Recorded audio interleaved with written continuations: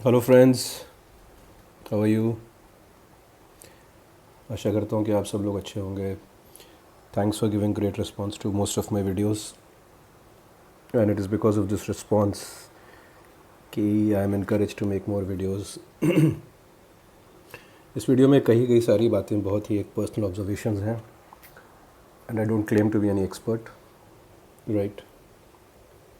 Although मैंने भी film industry में, ख़ासकर तेलुगु फिल्म इंडस्ट्री में और हिंदी फिल्म इंडस्ट्री में मैंने भी 20-22 साल बिताए हैं। I have done more than 35 films, बहुत सारी अवार्ड विनिंग फिल्म्स, बहुत सारी box office hits, but these are my honest observations. तो आज हम इस सीरीज़ में बात करेंगे यशराज की, यश चोपड़ा जी की, जिनको मैं इंडियन सिनेमा का और ख़ासकर जो प्रेजेंट इंडियन सिनेमा है उसका मैं एक तरीके से उनको गॉडफादर मानता हूँ और समझता हूँ। तो आज हम जानने की कोशिश करेंगे कि उनकी आर्ट क्या थी और कैसे वो इतने बड़े डायरेक्टर बने और उनके मैजिक का राज क्या था। देखिए, कोई भी डायरेक्टर या कोई भी कलाकार हमेशा एक ऐसे फॉर्मूले की तलाश में रहता है जो लोगों को अच्छा लगे, जो कमर्शियली सक्सेसफुल हो और जिसमें कुछ वैल्यूज़ भी हो, कोई बात भी हो। उसको आजकल की लैंग्वेज में टेम्पलेट भी कहा जाता है कि ये टेम्पलेट था, वो था।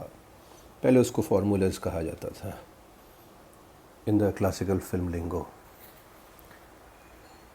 तो अगर हम यश चोपड़ा जी के स्टार्टिंग करियर में देखें तो जो स्टार्टिंग करियर में उन्होंने जो फिल्में बनाई, डायरेक्ट की, वो बी आर चोपड़ा जी के ऊपर जो उन्होंने डायरेक्ट की थी, बी आर चोपड़ा जी की प्रोडक्शन में, उनके बड़े भाई की प्रोडक्शन में।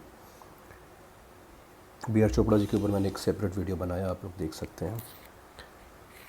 तो उन फिल्मों में कहीं ना कहीं एक बी आर चोपड़ा साहब का इन्फ्लुएंस दिखता है कि जो बी आर चोपड़ा साहब की एक सामाजिक चेतना वाली जो सोच थी और एक जो उनकी एक सोशल कॉन्शियंस थी, it is quite visible in the early films of Yash Chopra. लेकिन पहली फिल्म से ही यश चोपड़ा जी को उनका काम पता था और उनको चीज़ों की अच्छी खासी समझ थी, उनको ड्रामा की समझ थी, उनको परफॉर्मेंसेस की समझ थी। ये तो पहली फिल्म से ही एक ज़ाहिर हो गई थी ये बात। तो धर्मपुत्र बहुत अच्छी फिल्म थी और अपने ज़माने में काफ़ी कंट्रोवर्शियल फिल्म भी थी और सोशल हार्मनी के ऊपर थी। धूल का फूल भी प्री मैरिटल सेक्स और अनवेड मदर और उस तरह की थीम पे बनाई, उस तरह की वो फिल्म थी और मतलब उस ज़माने के हिसाब से तो काफ़ी आगे की फिल्में थी वो सारी की सारी। तो उसमें एक आपको एक यश चोपड़ा जी का जो भी काम था उसमें थोड़ा सा, जिस तरह के टॉपिक उनके बड़े भाई उठाया करते थे, उसका थोड़ा सा आपको एक इन्फ्लुएंस दिखता है और ये ऐसा लगता है कि ये इस फिल्म मेकर की ये एक बाद में उनका काम देखने के बाद ये लगता है कि शायद वो इस एक फिल्म मेकर एज़ कमाल की फिल्में बनाने के बावजूद वो उनका ओरिजिनल और उनके ओरिजिनल थॉट्स और उनके ओरिजिनल मोटिवेशंस शायद सिनेमा को लेकर और चीज़ों को लेकर वैसे नहीं थे। वक्त भी उन्होंने एक लाजवाब फिल्म बनाई थी जो कि क्लासिक है, ऑल टाइम हिट है, और लॉस्ट एंड फाउंड फार्मूला। और तो ये जैसे वक्त जैसी फिल्म आते आते तक एक बात तो साबित हो गई थी कि बड़े स्टार्स को हैंडल करना ये बहुत बड़ी बात होती है, उनकी इमेज के हिसाब से उनको रोल देना, ये सारी चीज़ें यश चोपड़ा जी को पता चल गई थी। और एक बात और लोगों को समझ में आ गई थी कि उनका म्यूज़िक सेंस लाजवाब था। उनकी कास्टिंग हमेशा एप्ट हुआ करती थी, परफेक्ट रोल के हिसाब से। जो उनका सेंस ऑफ ड्रामा था वो एकदम परफेक्ट होता था कि किस सीन को उठाना है, किस सीन को अंडर प्ले करना है, फिल्म की फ़्लो क्या होनी चाहिए। बड़ी खूबसूरत बातें थीं जो उनके सिनेमा में बड़ी, एज अ फिल्म मेकर आपको उनकी ग्रोथ दिखती थी कि हाँ अब वो एक कंप्लीट फिल्म मेकर बनते जा रहे हैं। देखिए कभी कभार ऐसा भी होता है कि आपको सारी चीज़ें पता होती हैं कैसे क्या करना चाहिए, लेकिन क्योंकि सिनेमा एक कमर्शियल आर्ट है, बहुत सारी चीज़ें सिर्फ आपके दिमाग के अलावा भी एक्सटर्नल फैक्टर्स पर डिपेंड करती हैं। रेनिंग सुपरस्टार्स कौन से हैं, आपकी कास्टिंग कैसी हुई, ट्रेंड किस तरह की फ़िल्मों का चल रहा है, ट्रेंड को ब्रेक करने ब्रेकिंग फ़िल्म है कि ट्रेंड को कंटिन्यूइंग फ़िल्म है। इस तरह की भी जो चीज़ें होती हैं वो एक फ़िल्म मेकर को बहुत ही इन्फ्लुएंस करती हैं, क्योंकि ये मार्केट फोर्सेस होती हैं। और कभी कभार फिल्म मेकर इस तरह की चीज़ों से कंफ्यूज भी हो जाता है, बट अल्टीमेटली जब एक फ़िल्म मेकर एकदम ही इस्टाब्लिश हो जाता है और जब उसकी ख़ुद की ब्रांड चलती है, when he himself or she herself is a bigger brand than any of the actors, तो उसके बाद वो अपने असली रंग में आता है। और उसके बाद का जो उसका किया हुआ काम है उसको उस तरीके से देखना चाहिए कि आज ये आदमी पूरा कैपेबल है, he is not dependent on anyone, और अब ये किस तरह की फ़िल्में बना रहा है। तो स्टार्टिंग की फ़िल्मों में हमने ये देखा कि यश चोपड़ा जी ने उनकी जो सोशल किस्म की फ़िल्में थीं और sense of drama, music, casting, acting की समझ, सीन्स का बिल्डअप, उन्होंने किस तरीके से उस पर महारत हासिल कर ली थी। अच्छा, वैरायटी फ़िल्में भी करते थे। आज हम यश चोपड़ा जी को म्यूज़िक और उन सारी चीज़ों के लिए अभी मैंने कहा, लेकिन इत्तेफाक जैसी फ़िल्म भी उन्होंने की राजेश खन्ना जी के साथ, जो कि विदाउट सॉन्ग्स एक 100-150 मिनट की फ़िल्म थी उस ज़माने में, एक रात की कहानी थी। तो उन्होंने अपनी वर्सेटैलिटी भी दिखाई और चीज़ों को कैसे ग्रिप में रखा जाता है और थ्रिल्स को कैसे पैदा किया जाता है, वो चीज़ें भी उन्होंने दिखाई बाकायदा कि मैं ये चीज़ें कर सकता हूँ। फिर उन्होंने जो दूसरी फ़िल्म राजेश खन्ना जी के साथ बनाई, जो कि भी एक बहुत बढ़िया ह्यूमन ड्रामा था, दाग। और अगर आप दाग फ़िल्म देखिए तो दाग फ़िल्म में वो शुरुआत दिखती है जो आगे चल के यशराज या यश चोपड़ा जी का थोड़ा टेम्पलेट बन गया था। अच्छी लोकेशंस, खूबसूरत हीरो हीरोइन, बीच की कुछ प्रॉब्लम्स,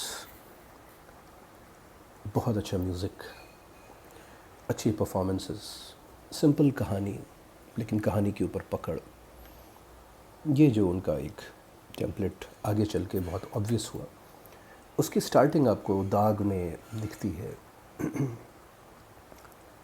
खैर उसके बाद वो एक एंग्री यंग मैन का दौर चला और उस एंग्री यंग मैन के दौर में भी मेरे ख्याल से अमिताभ बच्चन जी को जो उनकी लाइफ की बेस्ट 3 फिल्में हैं, दीवार, त्रिशूल और Kaala Patthar, as an angry young man, वो यश चोपड़ा जी ने और सलीम जावेद जी ने मिलकर ही दी। बहुत अजीब सी बात है, दीवार में भी गाने नहीं थे ऑलमोस्ट, मतलब 1 या 2 गाने बाद में ऐड किए गए थे, और वो भी यश चोपड़ा जी की ही फिल्म थी। लेकिन उनका वो ड्रामा, ह्यूमन कॉन्फ्लिक्ट, परफॉर्मेंसेस कैसे निकलवानी है, करेक्ट कास्टिंग कैसे करनी है, बहुत ही सिंपलिस्टिक फिल्म मेकिंग करते थे यश चोपड़ा जी। कभी भी बहुत उनकी फिल्में देखकर ऐसा नहीं लगता था कि वाओ टेक्निकली तो क्या है, क्या शॉट टेकिंग है, नहीं, वो कहानी और पात्रों के ऊपर ही वो फोकस किया करते थे। वो कभी अपनी फिल्म मेकिंग की गिमिक्री नहीं दिखाया करते थे कि भाई ये देखो ये क्या एंगल लगाया, ये देखो ये क्या सेट लगाया, ये देखो ये क्या गाना पिक्चराइज़ किया, ये देखो क्या जूनियर आर्टिस्ट, उस तरह की चीज़ों में वो कभी नहीं फंसा करते थे। जो कहानी की डिमांड होती थी उसके हिसाब से वो उस कहानी को हर तरह से पूरा जस्टिस देते थे, और किसी भी मुकाबले में, किसी भी चीज़ में उनकी फ़िल्मों में ग्रैंडर की कभी कमी लगती नहीं थी, लेकिन कहानी, पात्र, परफॉर्मेंसेस से फोकस कभी हटता नहीं था। You use to travel with all those people. तो ये उन्होंने दिखा दिया था कि वो हर तरह की फ़िल्में 70s लेट 70s आते आते कर सकते हैं। कभी कभी एक ऐसी फ़िल्म थी जिससे ये पता चलता था कि ये इस तरह की फ़िल्में ही शायद फ्यूचर में चल के उनका फोर्टे बनेंगी। तो वो कभी कभी अगर आप देखिए तो मैं उसको अक्सर बोलता हूँ कि इट इज़ एन अनफिल्म फिल्म। वो आपको फ़िल्म जैसी दिखती ही नहीं है वो फ़िल्म, मतलब वो एक किसी के जीवन के एपिसोड्स हैं इस तरह के, मतलब जीवन के 3 एपिसोड्स इस तरह के लगते हैं। और उसमें कोई भी कन्वेंशनल फ़िल्म के जैसा कोई ग्राफ नहीं है कभी कभी में। अमिताभ बच्चन की जवानी एक अलग फ़िल्म लगती है, और अमिताभ बच्चन का बुढ़ापा और ऋषि कपूर का आना वो एक अलग ही फ़िल्म लगती है। इनफैक्ट वो अलग अलग भी एक फ़िल्में बनाई जा सकती थी। तो लेकिन वो जो उनका सेंस ऑफ रोमांस था, प्यार क्या होता है, लव के ऊपर जो उनका डिस्कोर्स है कभी कभी में, और वो खूबसूरत लोकेशंस, वो इमॉर्टल म्यूज़िक, वो अमेजिंग लगते हुए लेकिन एप्ट एक्टर्स, सही कास्टिंग, वो सारी फ़िल्में एक आपको एक अलग दुनिया में ले जाती थी, एक ट्रांसपोर्ट कर देती थी इन सम अदर वर्ल्ड, जो कि दुनिया बहुत ही खूबसूरत हुआ करती थी, जिसमें कॉन्फ्लिक्ट होने के बावजूद बहुत ही खूबसूरत दुनिया होती थी जो आपके सेंसेस को बहुत ही सूट करती थी। तो इस तरह की फ़िल्मों में ये उनका एक जो आगे चल के जो टेम्पलेट आया, और जो हम जिसने हिंदी सिनेमा को भी बदल दिया हमेशा के लिए, और बस उन्हीं फ़िल्मों की हम अलग अलग ढंग से रीमेक करके आज भी बना रहे हैं, वो एक यश चोपड़ा जी का एक आर्ट था जो उन्होंने धीरे धीरे करके दाग और कभी कभी जैसी फ़िल्मों से स्टार्ट किया था, और आगे चल के जो उन्होंने परफेक्ट किया। एक उनकी फ़िल्म है सिलसिला, जो कि द मोस्ट अंडररेटेड फ़िल्म है, बहुत ही अपने टाइम के आगे की फ़िल्म थी, और उसमें भी वो सारी चीज़ें थीं, और वो फ़िल्म मेकर का पैशन दिखता है कि जब वो ह्यूमन रिलेशंस की बात करते हैं, मैन वुमन रिलेशनशिप्स की बहुत सारे एंगल्स दिखाते हैं, ह्यूमन डिलेमा की बात करते हैं, वो अमेजिंग म्यूज़िक, वो बहुत ही खूबसूरत केमिस्ट्री उनके कैरेक्टर्स के बीच की, और वो एक खूबसूरत कहानी, और ये बहुत चुनिंदा कभी कभी, और सिलसिला बहुत चुनिंदा ऐसी फ़िल्मों में से हैं जिनमें शायद कोई विलन ही नहीं होता था। तो ये बहुत ही एक उनकी, तो इस तरीके का उन्होंने एक आर्ट अपना धीरे धीरे करके डेवलप कर लिया था, जहाँ पे वो अपनी एक दुनिया क्रिएट करते थे, और उन्होंने बहुत अच्छे से इस बात को एक्सप्लोर किया था, और वही टेम्पलेट आज भी वही टेम्पलेट चल रहा है। उसके बाद का एक कुछ, अच्छा उससे पहले मैं एक बात ये बताना चाहूँगा कि जैसे मैंने भी कुछ शाम पहले भी कहा था कि वो बहुत गिमिक्री नहीं करते थे अपनी शॉट टेकिंग में, या इस तरह की नहीं, ऐसे शॉट्स नहीं लेते थे कि लोगों का दिमाग कैमरा मूवमेंट पे चला जाता था, या क्या शॉट लिया यार, ये कैसे लिया होगा, इस तरह का काम वो बहुत कम किया करते थे। तो उनकी जो फिल्म मेकिंग है वो देख कर समझ में आती थी कि वो सिर्फ जो ज़रूरी शॉट्स हैं, ये मैं टेक्निकल बात कर रहा हूँ, बस वही लिया करते थे, और बहुत ही अच्छा काम किया करते थे। और वो भी एक आर्ट है जो एक मंझे हुए डायरेक्टर्स की ही समझ में आ सकती है। इसके बाद का कुछ ऐसा दौर चला कि वो बहुत ही मसाला मारधाड़ साउथ की फ़िल्में, और इस तरह की फ़िल्मों का एक दौर आया जिसमें उन्होंने शायद वो उनकी तरह की फ़िल्में चल नहीं पा रही थी, जैसे उन्होंने फासले बनाई थी, ना खुदा बनाई थी, हालांकि उनकी बनाई नूरी फिर से सुपर डुपर हिट थी, उन्होंने उसको प्रोड्यूस किया था, शायद रमेश तलवार जी ने डायरेक्ट किया था, वही गाने आज भी इमॉर्टल हैं। तो वो मशाल भी ठीक ठाक चली थी, लेकिन जिस तरह की फ़िल्में वो जो उनका फोर्टे था जो बाद में वो उभर के आया, उस तरह की फ़िल्में, विजय एक त्रिशूल का ही रिहाश उन्होंने किया था, पर लेकिन कुछ कोई ख़ास मज़ा था नहीं उस फिल्म में। और इस दौरान कुछ ऐसा हुआ कि वो उस दौर के महानायक अमिताभ बच्चन के साथ काम नहीं कर पा रहे थे, शायद वो मनमोहन देसाई और प्रकाश मेहरा, अमिताभ बच्चन जी ने फिल्में करना कम कर दिया था, इस वजह से ऐसा हो गया था। और लेकिन ये सारी चीज़ें वो धीरे धीरे करके इस पूरे दौर को क़यामत से क़यामत तक और चांदनी जैसी फ़िल्मों ने इस पूरे दौर को, इस मसाला और वायलेंस वाले दौर को तोड़ा। तो इसके बाद मैंने प्यार किया भी आ गई, तो चांदनी जो फ़िल्म थी वो टर्निंग पॉइंट थी, और वहाँ से मेरे ख्याल से वो अपने असली रंग में आए, और फिर वही सारी बातें, खूबसूरत लोकेशंस, और वो खूबसूरत सी दिखती हीरोइन, और वो कॉन्फ्लिक्ट, लेकिन एक अलग दुनिया, बहुत ह्यूमन इमोशंस, ह्यूमन डिलेमा, ऐसी चीज़ें होती थीं जो मिडिल क्लास और अबव मिडिल क्लास के लोगों को बहुत समझ में आती थी। रोमांस के ऊपर उनका जो डिस्कोर्स होता था, प्यार के ऊपर जो उनका डिस्कोर्स होता था, गज़ब का म्यूज़िक, गज़ब की performances, apt casting, simple film making, खूबसूरत फ़ॉरेन की लोकेशंस, खूबसूरत इंडियन लोकेशंस, बहुत अच्छे गाने, गानों का बहुत एप्ट पिक्चराइजेशन। तो चांदनी से जो फिर दौर शुरू हुआ, उसके बाद यश चोपड़ा जी ने फिल्में कम बनाई एज ए डायरेक्टर, ज़्यादा करके एज ए प्रोड्यूसर वो बन गए, क्योंकि आदित्य चोपड़ा भी रेडी हो रहे थे एज ए डायरेक्टर। जो उन्होंने डर फिल्म भी बनाई वो भी उसी रोमांस के ही जॉनर में थी, लेकिन जब वो रोमांस एक ऑब्सेशन हो जाता है तब वो क्या होता है, उसको भी उन्होंने बहुत अच्छे से एक्सप्लोर किया, फिर बहुत ही एप्ट कास्टिंग थी। और उसके बाद भी जो यश चोपड़ा जी ने फिल्म बनाई दिल तो पागल है दिल तो पागल है के बारे में अक्सर लोग ये कहते हैं कि शायद वो आदित्य चोपड़ा जी ने ही बनाई, लेकिन वो फिल्म देखकर मुझे ऐसा लगता है कि वो एक यश चोपड़ा फिल्म ही है।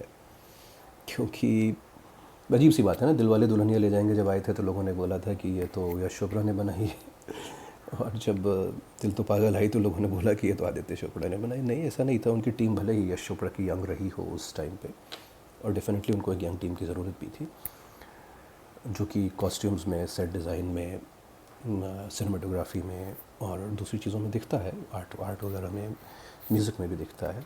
टॉपिक बहुत ही कंटेम्प्रेरी था। अगेन ये मैं इसलिए बोल रहा हूँ क्योंकि ये एक टिपिकल यशराज फिल्म इसलिए थी क्योंकि इसमें, यश चोपड़ा जी की फिल्म, क्योंकि इसमें अगेन जो कॉन्फ्लिक्ट होता था ना, वो ऐसा कोई अर्थ शैटरिंग कॉन्फ्लिक्ट नहीं होता था कि मर जाएंगे, मिट जाएंगे, या फिर पूरी ज़िंदगी इस पर टिकी है, ऐसा नहीं होता था। एक कॉन्फ्लिक्ट भी एक लेवल का कॉन्फ्लिक्ट होता था, लेकिन वो बड़ा ही कॉन्फ्लिक्ट होता था और दिल की बात होती थी और डिलेमा होता था ज़्यादा करके। तो वो दिल तो पागल है में है, ऐसा नहीं है कि कुछ बहुत ही दुनिया ख़त्म हो जाएगी या फिर इस तरह की कोई चीज़। तो वो पक्का दिल तो पागल है, एक टिपिकल यश चोपड़ा फिल्म है और वो दिखती है। और मतलब शाहरुख़ खान मेरे हिसाब से इतने अच्छे कभी नहीं लगे। कुछ लोगों को DDLJ के शाहरुख़ खान ज़्यादा बेटर लगते हैं। मेरे लिए दिल तो पागल है का शाहरुख़ खान अल्टीमेट शाहरुख़ खान था, जो कि सब कुछ उनके आसपास का था और इसीलिए वो फिल्म इतनी बड़ी हिट भी हुई। तो इसके बाद भी और बहुत सारी ऐसी फिल्में आई जिनको उन्होंने प्रोड्यूस किया और वो अच्छी चली। इसमें एक बहुत बड़ा नाम था वीर ज़ारा फिल्म का। तो वीर ज़ारा को अगेन मैं एक क्लासिक मानता हूँ और वो उसी तरह की एक यश चोपड़ा जी की फ़िल्म है। थोड़ा और ज़्यादा ये फिल्म डेप्थ में गई और काफ़ी सेंसिटिव फिल्म थी और एक सेंसिटिव टॉपिक था, लेकिन वो यश चोपड़ा जी का जो पूरा ट्रेडमार्क था वो इस फिल्म में था। और मेरे ख्याल से शाहरुख़ खान की one of the best performances है। और ये फ़िल्म देख के ऐसा लगता है कि अगेन ये एक ट्रिप है। अगर आप देखिए तो वीर ज़ारा फर्स्ट हाफ में कुछ अलग लगती है, सेकंड हाफ में कुछ अलग हो जाती है। गाने देखिए तो कुछ और हैं, या फिल्म की कास्टिंग देखिए तो कुछ और ही लगती है। एक बहुत ही खूबसूरत सी अजीब सी ट्रिप है। तो ये फिल्में ट्रिप हुआ करती थी, ये खूबसूरत ट्रिप हुआ करती थी जिनमें ह्यूमन कॉन्फ्लिक्ट अच्छे हुआ करते थे। तो ये था मेरे हिसाब से इनका पूरा यश चोपड़ा जी का ये पूरा मैजिक क्रिएट करने का।